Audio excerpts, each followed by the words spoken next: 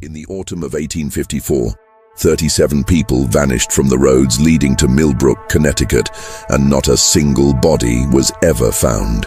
The local authorities blamed wolves, bandits, even the harsh winter that followed. But the truth was far more disturbing. What the town elders desperately tried to hide for over a century was this.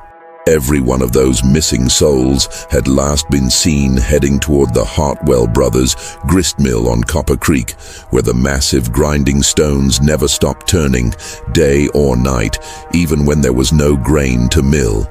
Before we continue with the story of the Hartwell Brothers and their cursed enterprise, I want to ask you something. Are you listening alone tonight? Because what you're about to hear might make you grateful for the company. If you're ready for a tale that will chill you to the bone, hit that subscribe button and ring the notification bell. And please, let me know in the comments what state or city you're listening from. I'm curious to see how far this dark tale will travel. Now, let me take you back to that fateful year when the millstones ground more than just corn and wheat.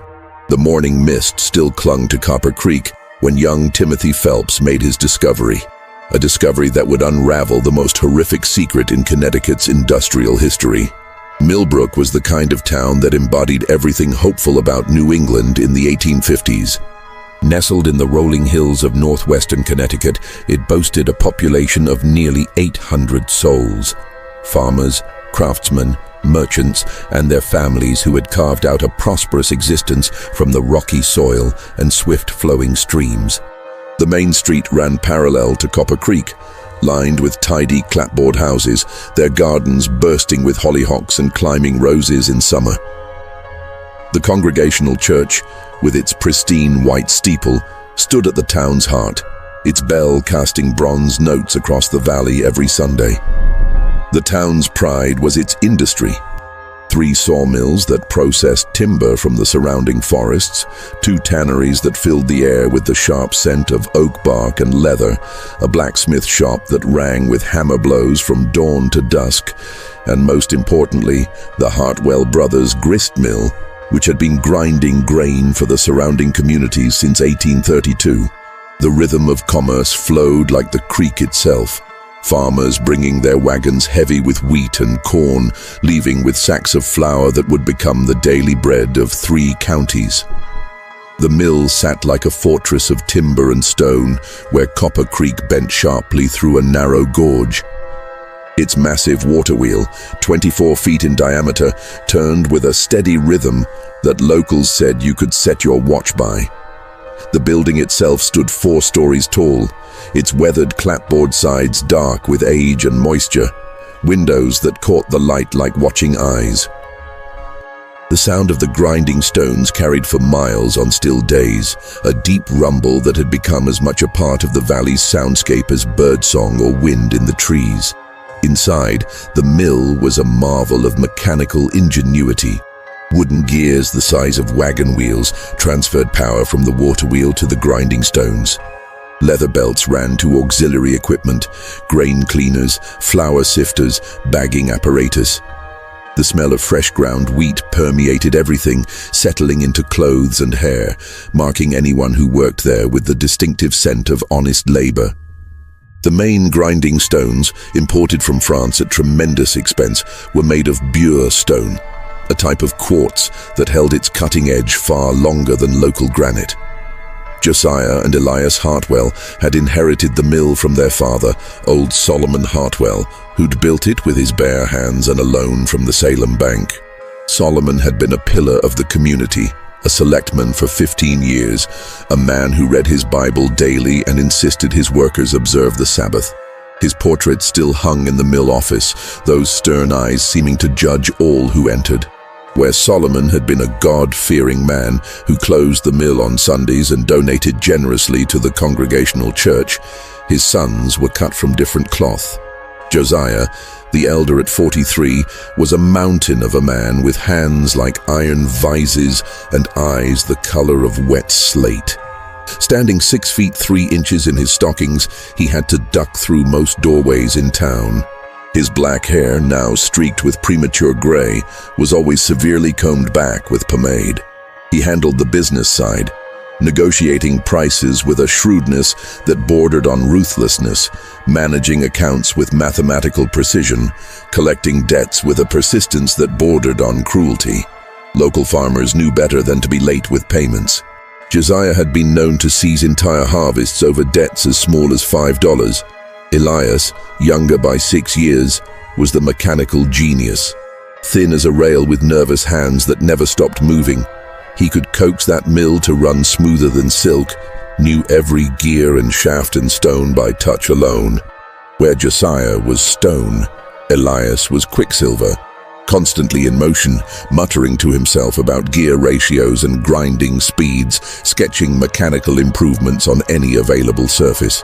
He'd studied briefly at the Sheffield Scientific School before their father's death called him home, and he brought back ideas about efficiency and mechanical advantage that he applied obsessively to the mill's operation.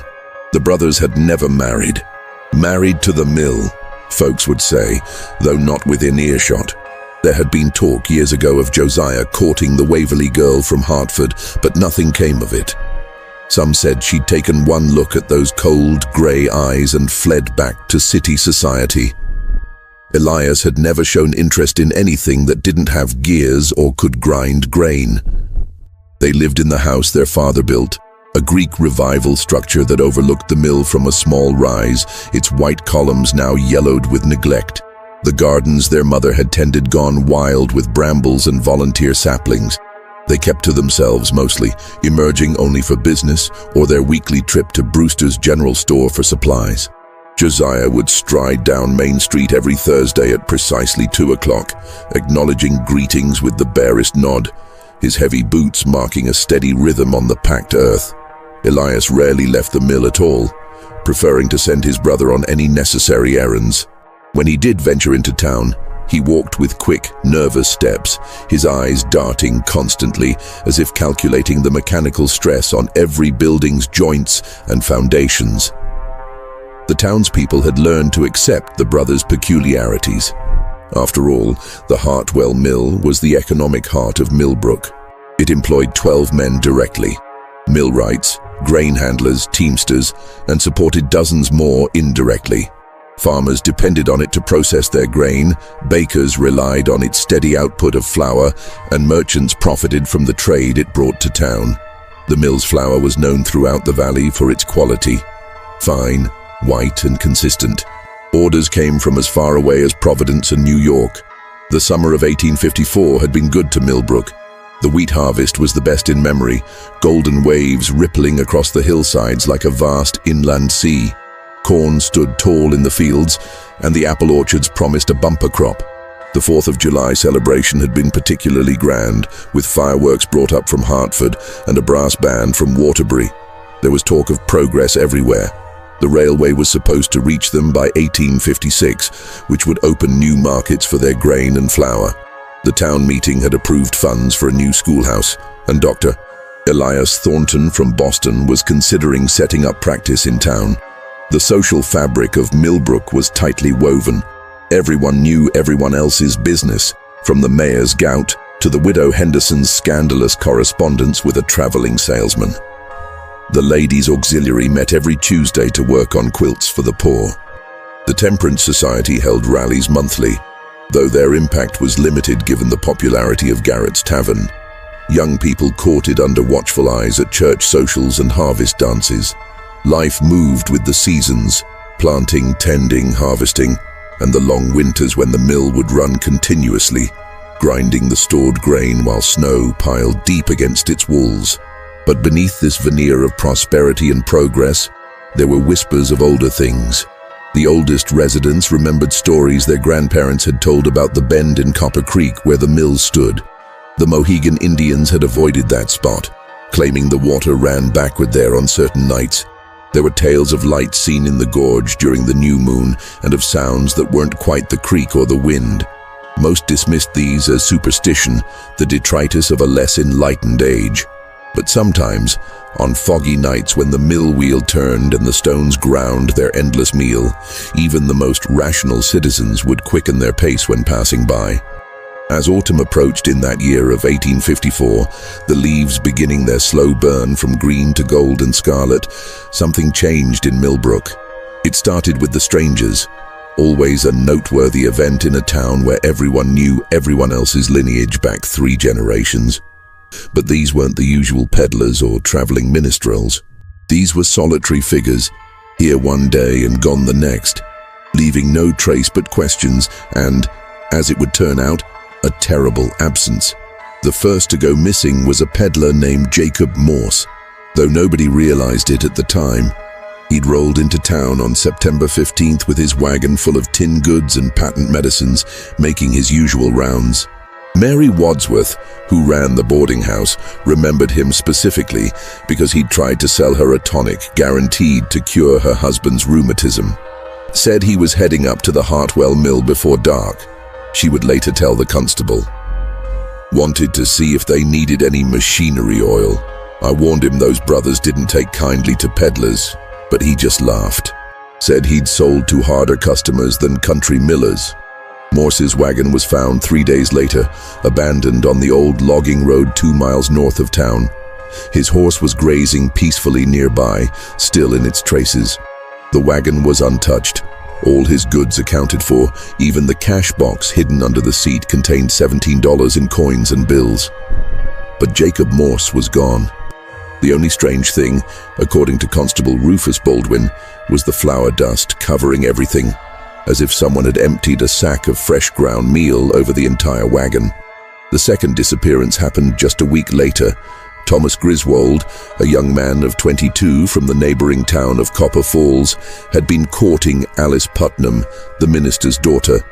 On the evening of September 22nd, he'd left the Putnam house just after 8 o'clock, promising to return the following Sunday. The quickest route back to Copper Falls led past the Hartwell mill. I begged him to take the main road, Alice would sob to her father. But he said the moon was bright and he'd save half an hour by the creek path, said he wasn't afraid of the dark like a child. And Thomas never made it home. His family searched for 3 days before finding his hat caught in some brambles near the mill's tail race, that channel where the water flows after turning the wheel.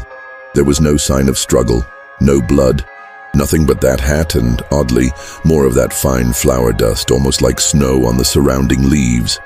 By the time the third person vanished, a traveling photographer named Clarence Hooker, who'd been documenting the local mills for a Hartford newspaper, people were beginning to whisper. The whispers turned to worried murmurs when the fourth and fifth disappeared on the same night. A married couple, the Shermans, who'd been returning from visiting relatives in New Haven. Constable Baldwin, a methodical man who'd served in the Mexican War, began to see a pattern. He spread out a map on his desk and marked each disappearance with a lead pencil. Everyone had last been seen on the roads near the Hartwell mill. Everyone had vanished between dusk and dawn. And at every scene where belongings were found, there was that cursed flour dust.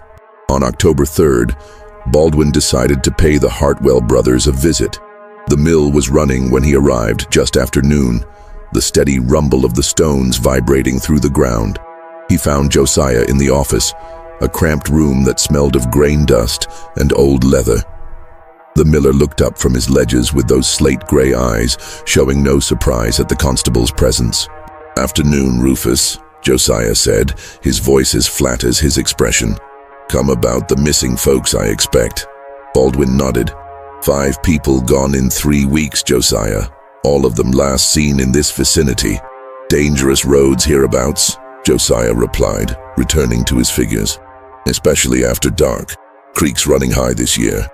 Man could slip, get swept away, end up in Long Island Sound before anyone noticed. Bodies would catch somewhere, always do. Josiah's pencil paused for just a moment. Not always. Currents tricky near the gorge. Baldwin studied the miller's face, searching for something. Guilt, fear, knowledge. He found only that blank, impassive stare. "Mind if I look around?" "Mill's a dangerous place for those who don't know it," Josiah said. "Wouldn't want the law getting hurt on my property. Elias is particular about strangers near his machinery. I'll be careful." Josiah shrugged. "Suit yourself." Just stay clear of the grinding floor when the stones are running. And Rufus, the constable turned back. You might want to solve these disappearances quick. Bad for business, all this talk. People might start taking their grain elsewhere. Baldwin spent 2 hours searching the mill. He found nothing unusual. Sacks of grain, barrels of flour, the massive millstones grinding away with their endless hunger. Elias watched him from the shadows, never speaking, those nervous hands constantly adjusting valves and levers. The younger Hartwell's eyes followed Baldwin's every move with an intensity that made the constable's skin crawl. But it wasn't until Baldwin was leaving that he noticed something that made his blood run cold.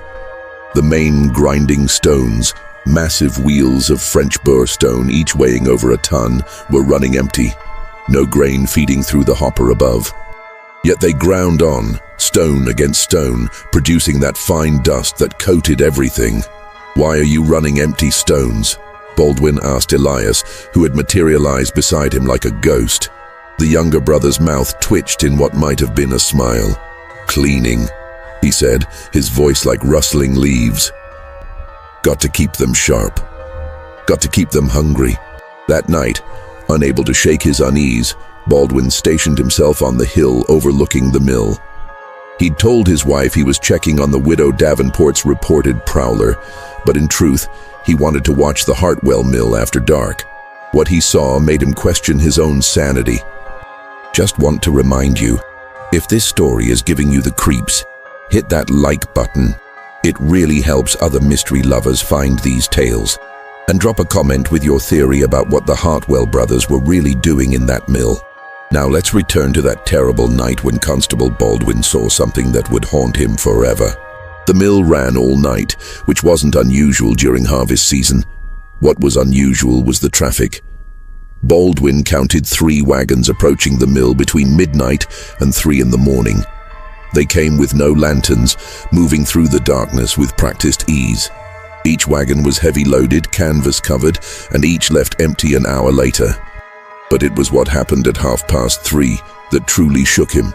By late October, 37 souls had vanished from the roads around Millbrook. The town was gripped by a fear that transcended the rational. Farmers began traveling in groups, armed with rifles and shotguns. The stagecoach added an extra guard. Families barred their doors at sunset and kept lanterns burning all night. The Hartwell mill continued its ceaseless grinding. Reverend Ezra Putnam called for days of prayer and fasting. Some of the more superstitious folk began leaving offerings at the old Indian marker stone near Copper Creek, corn cakes and tobacco, as their grandparents had done during the troubles of 1793. But mostly, people just stayed away from the mill road after dark. It was young Timothy Phelps who finally uncovered the truth, though he nearly paid for that knowledge with his life. Timothy was 16, the son of the blacksmith, with more curiosity than sense. He'd been sweet on Jenny Lockwood, whose family farm lay on the other side of Copper Creek from the mill. Despite his parents' strict prohibition, he'd been sneaking out to see her, taking the long way around to avoid the mill road. On the night of October 28th, a thick fog rolled in from the sound, blanketing the valley in grey wool. Timothy, emboldened by the cover it provided, decided to take the shorter route past the mill. He reasoned that in such fog, even the Hartwell brothers wouldn't see him passing.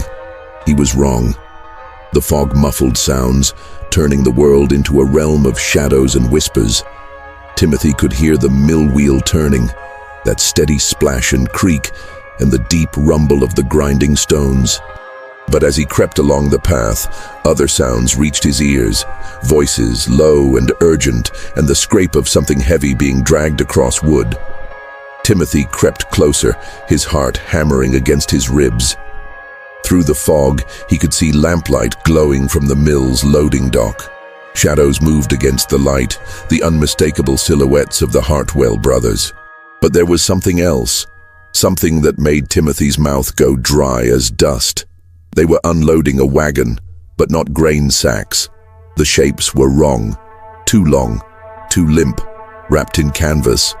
As Timothy watched, frozen in horror, one of the bundles slipped from Elias's grip. An arm fell free of the wrapping, pale in the lamplight, fingers stiff as winter branches. Timothy must have made a sound, a gasp, a whimper, because suddenly Josiah's head snapped up, those grey eyes scanning the fog. "Someone's watching," the elder brother said, his voice carrying clearly in the still air. "The fog's thick," Elias replied, but his nervous hands had stilled. "No one travels on a night like this." "Someone is." Timothy didn't wait to hear more. He ran, stumbling through the fog, brambles tearing at his clothes, expecting at any moment to feel Josiah's iron hands close around his throat. He ran until his lungs burned, until he collapsed in the doorway of his father's smithy, sobbing and retching. The story he gasped out to his father would have been dismissed as nightmare had not Timothy's clothes been torn and muddy, his face scratched by branches. And in his trembling hand, he clutched something he'd snagged during his flight. A piece of canvas, stained with what looked terribly like dried blood.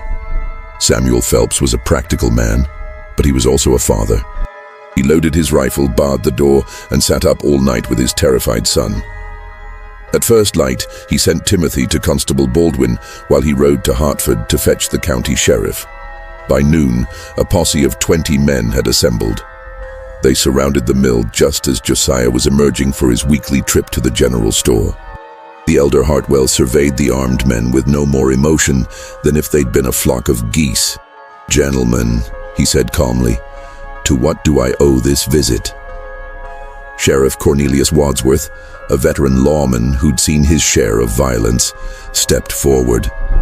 "Josiah Hartwell, you and your brother are under arrest on suspicion of murder." "Murder?" Josiah's eyebrows rose slightly.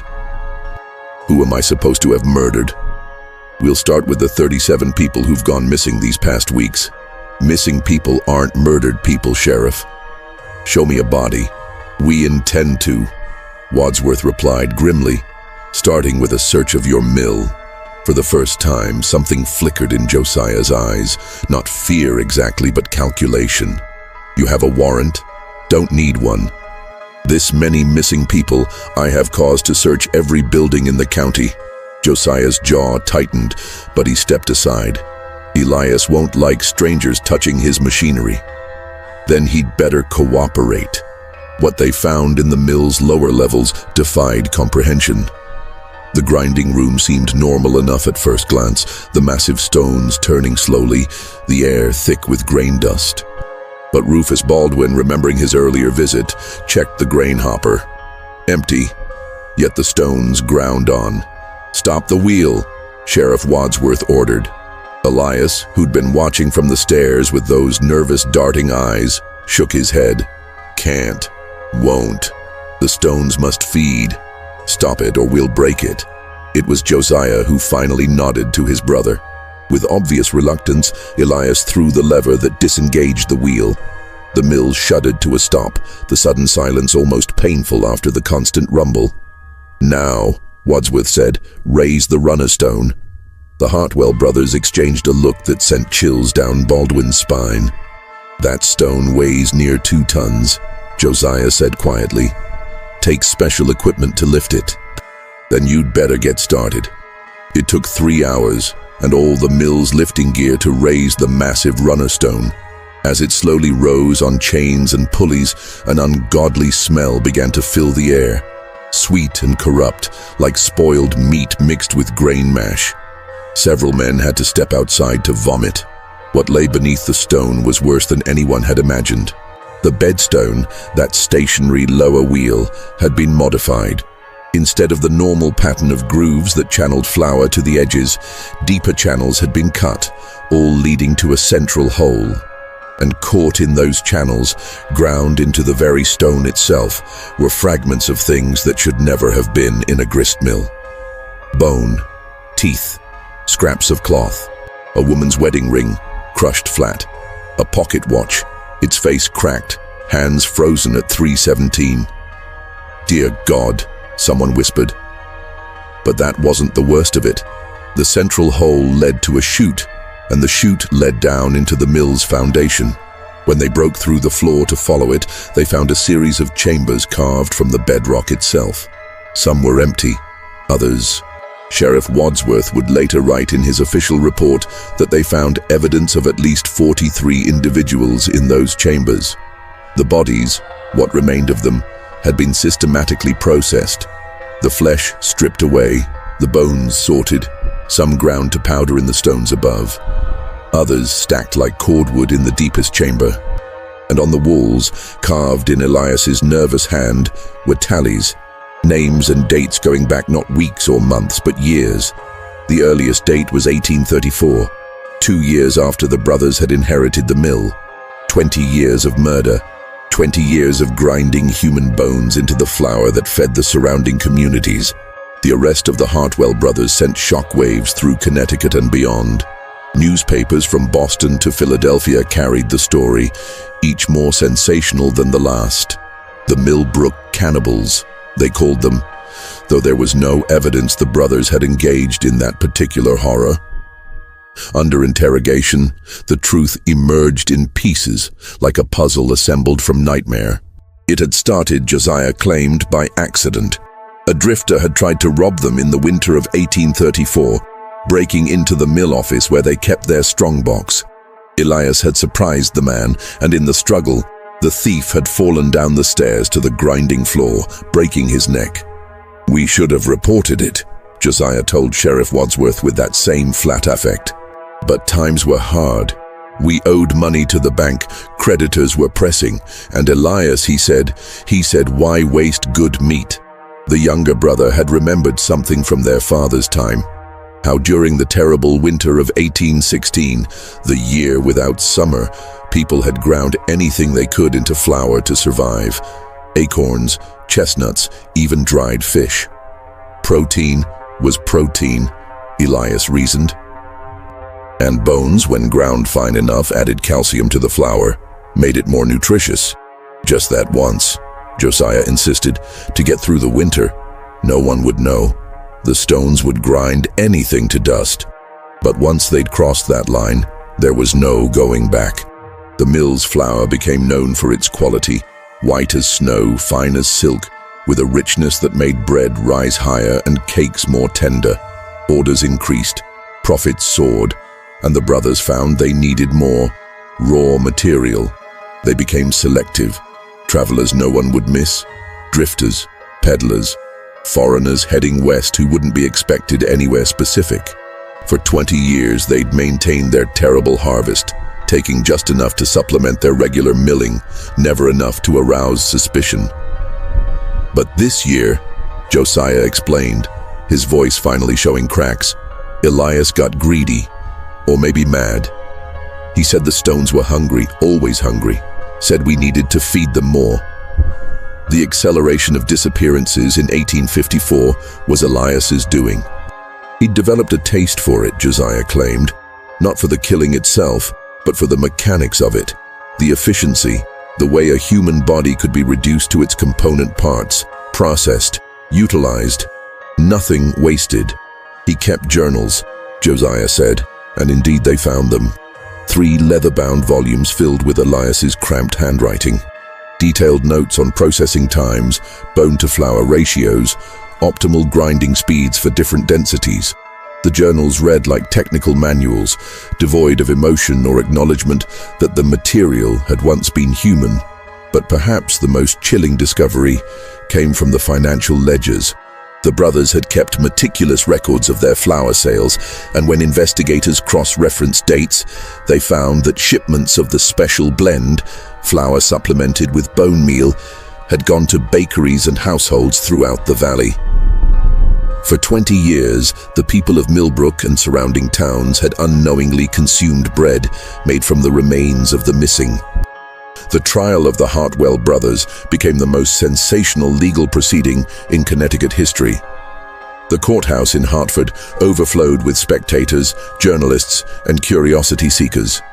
Vendors sold Hartwell mill souvenirs outside, miniature millstones, bags of flour, guaranteed pure, even photographs of the brothers in their cell. Josiah maintained his stoic demeanor throughout. answering questions in that same flat voice, showing emotion only when discussing the mill's mechanical operations. He seemed genuinely puzzled by the moral outrage, as if he couldn't understand why people were upset about what he saw as a practical solution to economic hardship. Elias, on the other hand, deteriorated rapidly in custody. Separated from his beloved machinery, his nervous energy turned inward. He would sit for hours, moving his hands as if adjusting invisible levers and gears, muttering about feed rates and stone alignment. By the time the trial began, he was deemed incompetent to stand trial and was committed to the Connecticut Hospital for the Insane in Middletown. The prosecution presented a devastating case. Timothy Phelps testified about what he'd seen that foggy night. Constable Baldwin described his investigations and growing suspicions. A parade of relatives identified personal effects found in the mill's terrible chambers: rings, watches, buttons, scraps of clothing. But it was the testimony of Dr. Marcus Davenport, brought in from Yale Medical College, that truly horrified the jury. He had examined the remains found in the mill and confirmed not only their human origin, but also the systematic nature of their processing. This was not random violence, he stated. This was industrial murder. The bodies were processed with the same efficiency as grain, reduced to their useful components with mechanical precision. I have seen battlefield casualties, gentlemen. I have performed countless autopsies, but I have never seen human beings reduced to inventory. The defense, such as it was, relied on pleas of economic necessity and mental deficiency. Josiah's lawyer argued that the brothers had been driven to extremity by poverty, that their actions, while regrettable, were those of desperate men trying to save their family legacy. He pointed out that they had never killed for pleasure or passion, only for profit. It was a losing argument. On December 15, 1854, after just 3 hours of deliberation, the jury returned a verdict of guilty on 43 counts of murder. Josiah Hartwell was sentenced to hang. But the story didn't end with the verdict. In the weeks following the trial, strange events began to plague Millbrook. It started with the flour. Every household in the valley began to examine their flour stores with growing horror. Was this batch made before the arrests? How could they tell? Some families burned their entire pantries. Others attempted to return flour to merchants who refused it, having no way to verify its purity. The economic impact was immediate and devastating. Bakeries closed, the grain market collapsed, farmers couldn't sell their wheat at any price. The 3 remaining mills in the area saw their business vanish overnight, as rumors spread that the Hartwell Brothers' practices were an industry-wide secret. Then came the illnesses. Whether from psychological suggestion or some darker cause, people throughout the valley began reporting mysterious ailments. Stomach pains, nightmares. A woman in Copper Falls swore she could taste blood in her morning bread. A child in Millbrook claimed his porridge contained tiny fragments of bone, though examination showed only ordinary oatmeal. Dr. Davenport was called back from Yale to investigate. He found no physical cause for the ailments, but noted the profound psychological trauma affecting the entire region. They have discovered they were unwitting cannibals, he wrote in his journal. The horror of it has poisoned not just their bodies, but their minds. But there were other incidents that couldn't be explained by mass hysteria. The Hartwell mill, sealed by court order pending demolition, began showing signs of activity. Neighbors reported lights moving through the windows at night. The water wheel, which had been locked in place, was found turning one morning, though the water gates remained closed. Most unsettling of all, people passing the mill claimed to hear the grinding stones running, that deep rumble that had once been the heartbeat of the town. Constable Baldwin, promoted to sheriff after Wadsworth's retirement, the old lawman claimed the case had aged him 10 years, investigated these reports personally. He found no sign of human intrusion, but he did find something that chilled him to the bone. Fresh flour dust on the grinding room floor, as if the stones had been running just moments before. Impossible, he muttered, checking the massive runner stone. It remained locked in its raised position, chains taut, exactly as it had been left after the investigation. Yet the flour dust was there, fine as ever, coating every surface. The town council, desperate to move past the horror, voted to demolish the mill immediately rather than wait for spring as planned. But when the work crew arrived on a cold January morning, they made a horrifying discovery. Just when we thought we'd seen it all, the horror in Millbrook intensifies. If this story is giving you chills, share this video with a friend who loves dark mysteries. Hit that like button to support our content, and don't forget to subscribe to never miss stories like this. Let's discover together what happens next. Elias Hartwell was there. The younger brother had escaped from the asylum 3 days earlier, though the authorities hadn't yet connected that escape to Millbrook. How he'd traveled 50 miles in winter, barefoot and wearing only his asylum clothes, no one could explain. But there he was, standing before the grinding stones, his nervous hands moving over the machinery with loving familiarity. "Can't stop," he said when Sheriff Baldwin approached, gun drawn. "The stones are hungry, always hungry. Father knew, Josiah knew, you'll know too." Elias had somehow started the mill despite the water gates being closed, despite the wheel being locked. The stones were grinding, producing that fine dust that filled the air like fog. But grinding what? The hoppers were empty, had been empty since the arrests. "Elias," Baldwin said carefully, "step away from the stones." The younger Hartwell brother turned, and Baldwin saw that whatever sanity had remained to him was gone. His eyes were bright with fever, his lips cracked and bleeding, his hands raw from working the frozen controls. "Do you know what we discovered, Sheriff?" Elias asked conversationally. "The stones remember. Every grain, every kernel, every bone. They remember the taste. And once they've tasted, they hunger for more." He laughed then, a sound like grinding gears. 20 years we fed them. You think they'll stop now? You think you can starve stones that have drunk so deep? Baldwin would later report that what happened next defied rational explanation. Elias turned back to the controls, and the grinding stones began to speed up faster and faster until the entire building shook with their fury. Dust filled the air so thick it was impossible to see or breathe. There was a sound like thunder, a flash of something that might have been lightning but couldn't have been. Not inside a building. When the dust cleared, Elias was gone. Not escaped. Gone. The only sign of him was a scatter of blood on the bedstone and his asylum clothes, shredded as if they'd been pulled through the grinding mechanism. But that was impossible. The gap between the stones was barely half an inch. No human body could fit through that space. Unless Baldwin ordered the mill sealed again, this time with iron bars across every entrance and guards posted round the clock. But the damage was done. Word of Elias's impossible disappearance spread, adding supernatural terror to the human horror that already gripped the valley. The execution of Josiah Hartwell was set for January 20th, 1855. As the date approached, Millbrook descended into a kind of collective madness. The very air seemed to thicken with dread, as if the coming event cast shadows backward through time. Strange incidents multiplied with each passing day. Animals refused to drink from Copper Creek, backing away with rolling eyes and trembling flanks.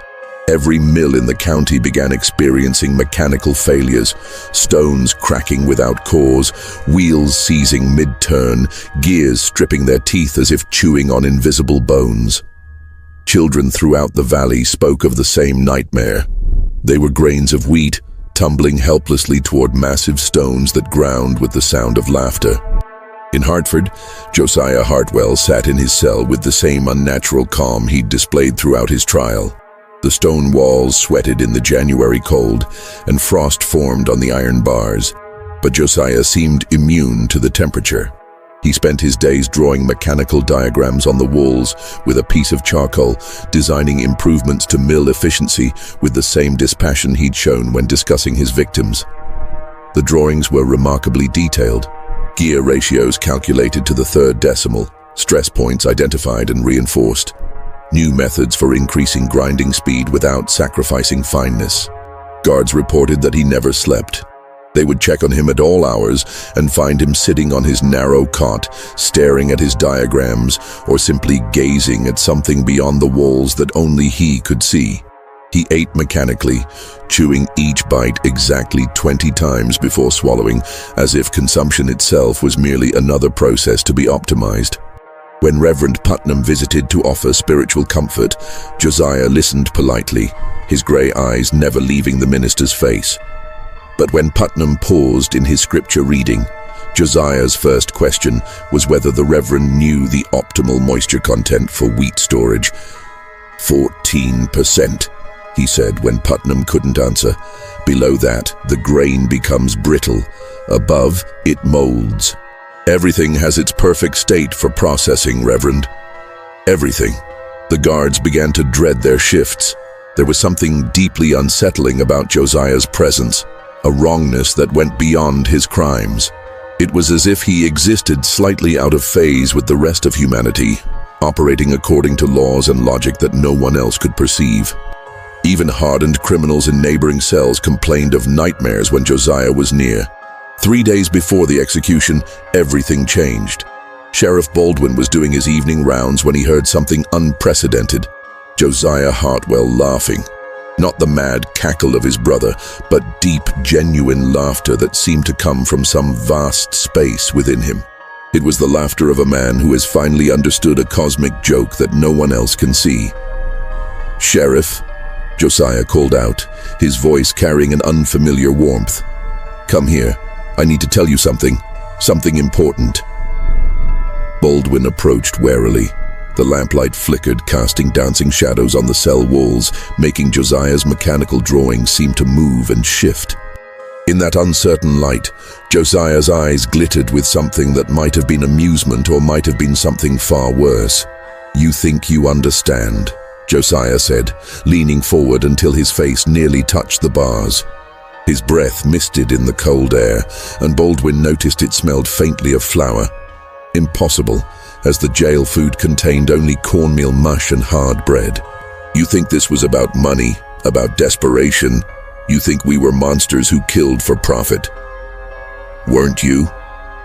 Baldwin's hand instinctively moved to his pistol.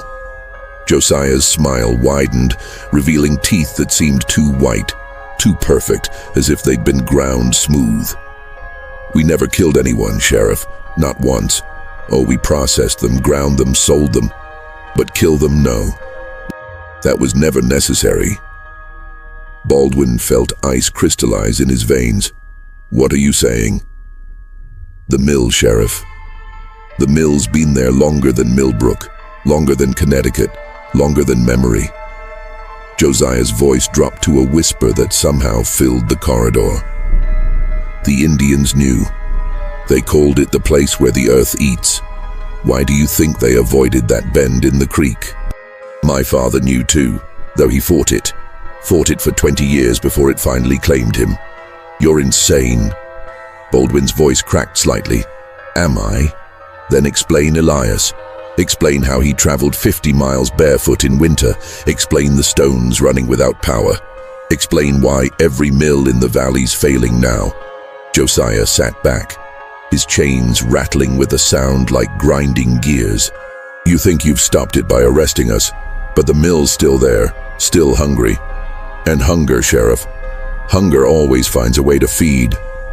Josiah leaned forward again, and Baldwin saw that the man's pupils had dilated until his eyes were almost entirely black. "Do you want to know the real secret, Sheriff? Why the flour was so fine, so white, so perfect?" Baldwin found himself nodding despite every instinct screaming at him to flee. "The stones don't just grind grain, Sheriff. They grind everything, past and present, memory and flesh, hope and bone. They take what is and reduce it to what can be used. And once you've fed them long enough, once you've given them a taste for something richer than wheat." Josiah's chains rattled again as he spread his hands. "They teach you things, show you the patterns hidden in the grinding, the mathematics of reduction, the beauty of complete utilization." "The beauty?" Baldwin's voice was barely a whisper. "Oh yes, there's beauty in efficiency, Sheriff. In waste becoming resource, in the transformation of the complex to the simple. Every person who went into those stones, they became part of something larger.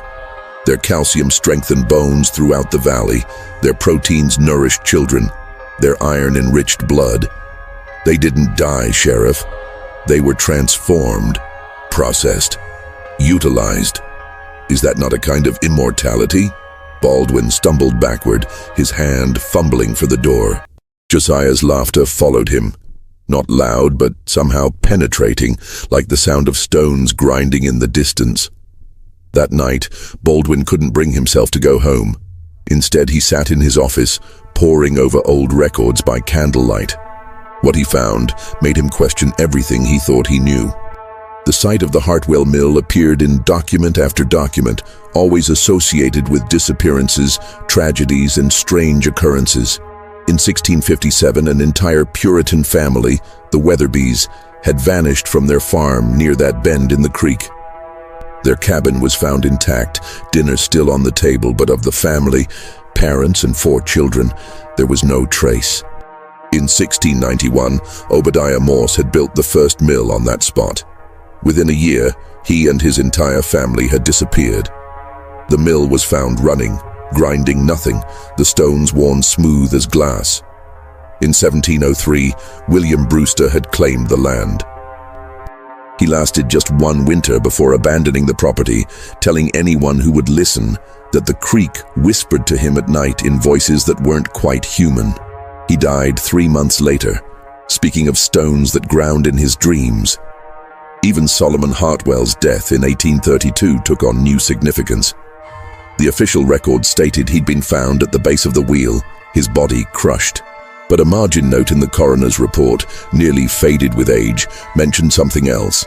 Body showed signs of partial processing, flesh abraded in patterns consistent with grinding action. How this occurred with the mill wheel stationary remains unexplained. The morning of January 20th dawned grey and bitter cold. Ice crystals hung in the air like suspended grief, and the sun struggled to penetrate clouds that seemed heavy with more than snow. The gallows had been erected in the Hartford jail yard, the fresh pine lumber standing out starkly against the weathered stone walls. Despite the early hour and freezing weather, a crowd of over 300 had gathered. Some came for justice, some for spectacle, and some perhaps hoping that Josiah's death would end the curse that seemed to have fallen over the valley. The crowd was unusually quiet. Where executions typically drew raucous mobs calling for blood, this gathering had the hushed quality of a funeral or a ritual. People stamped their feet against the cold and spoke in whispers, their breath forming ghosts in the frigid air. Many clutched religious symbols, crosses, holy water, prayer beads. Others carried older protections, iron horseshoes, rowan branches, salt in small leather pouches. At precisely 7:45, the prison doors opened. Josiah Hartwell emerged between 2 guards, and a collective intake of breath rippled through the crowd. He had changed. Where before he'd been merely large, he now seemed vast, as if he'd expanded to fill more space than his body should occupy. His prison clothes hung on him like grain sacks, and his bare feet, he'd refused shoes, left prints in the frost that steamed as if burning. He walked to the gallows with the same steady gait he'd used to walk his mill, each step deliberate and measured. The crowd parted before him like wheat before a scythe. Some later swore they heard the sound of grinding stones with each footfall, though that was surely impossible.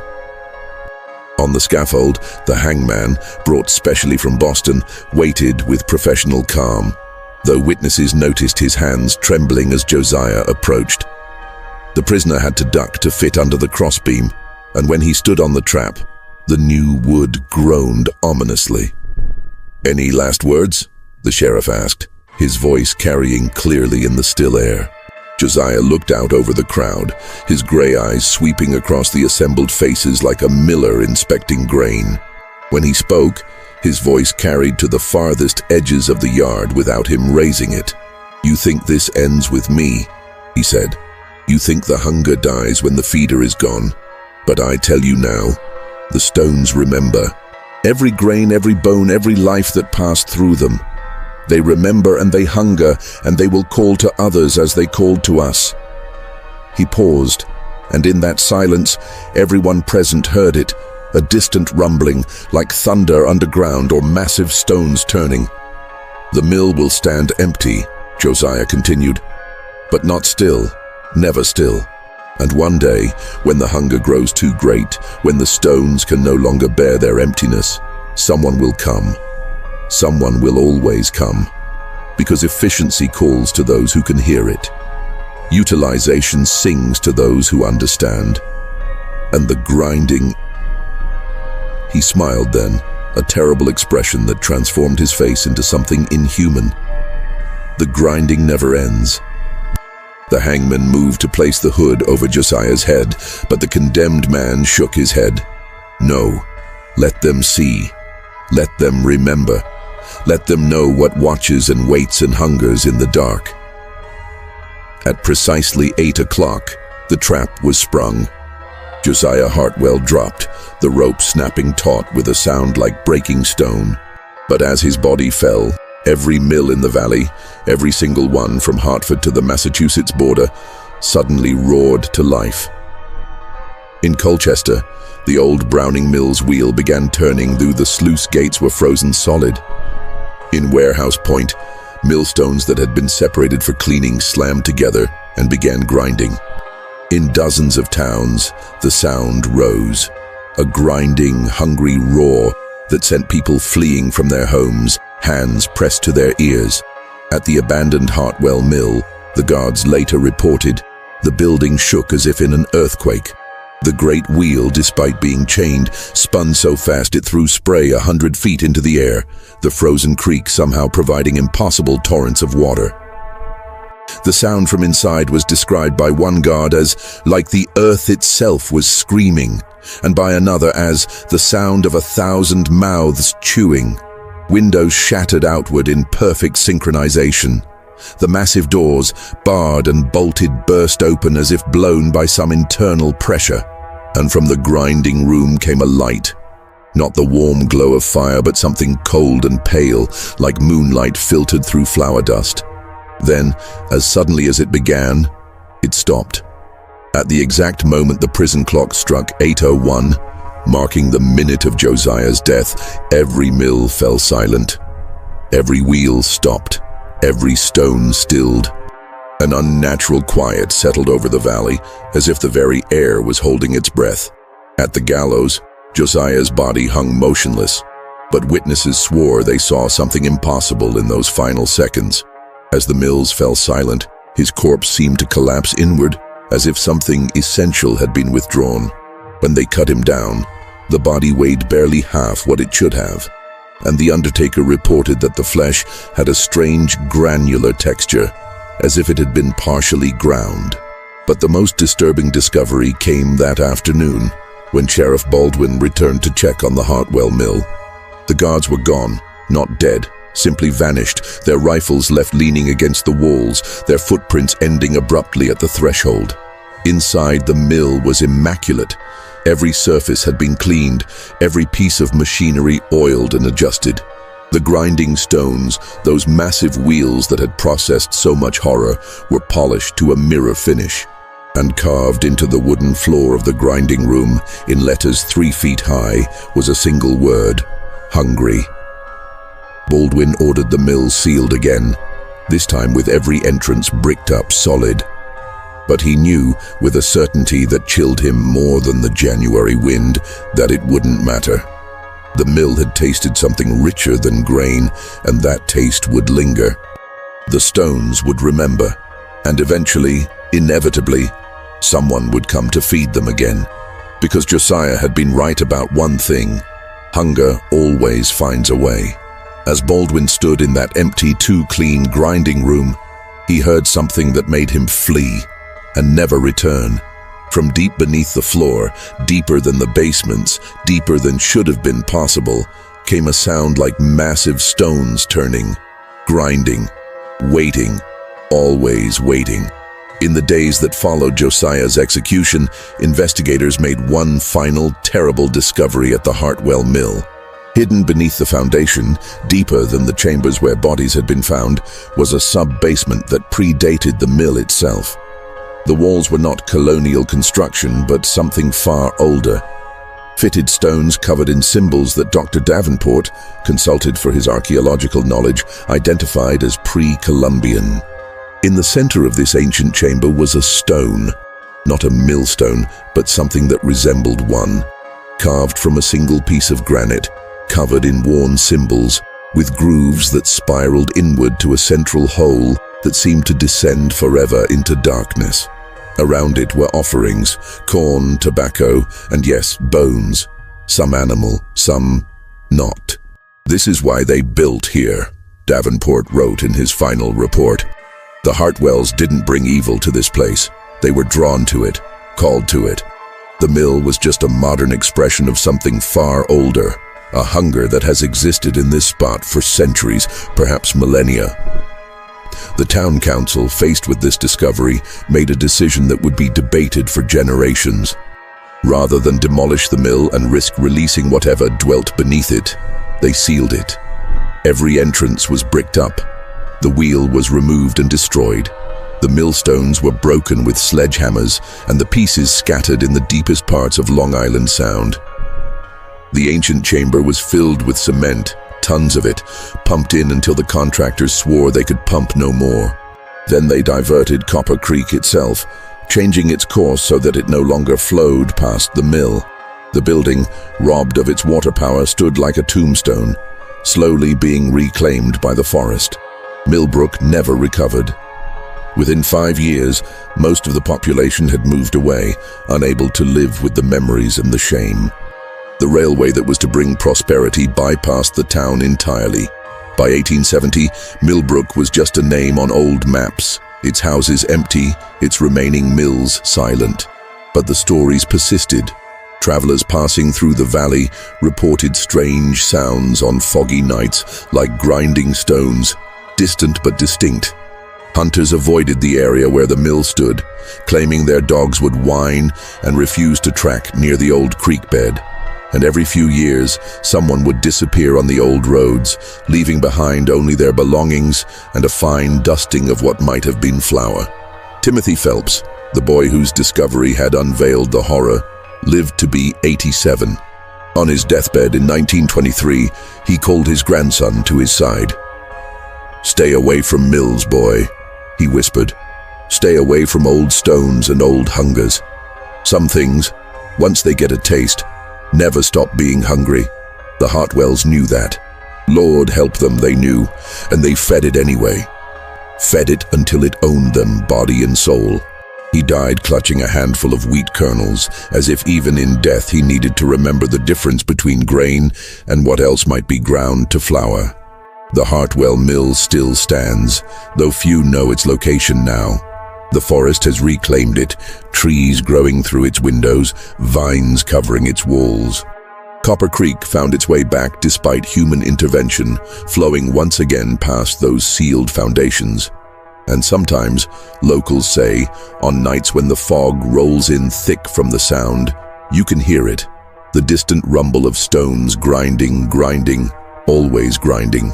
In 1954, exactly 100 years after the Hartwell Brothers' arrest, a developer from New York bought the land, intending to clear it for suburban homes. The bulldozer operator who first approached the mill reported that his machine died just 50 feet from the building.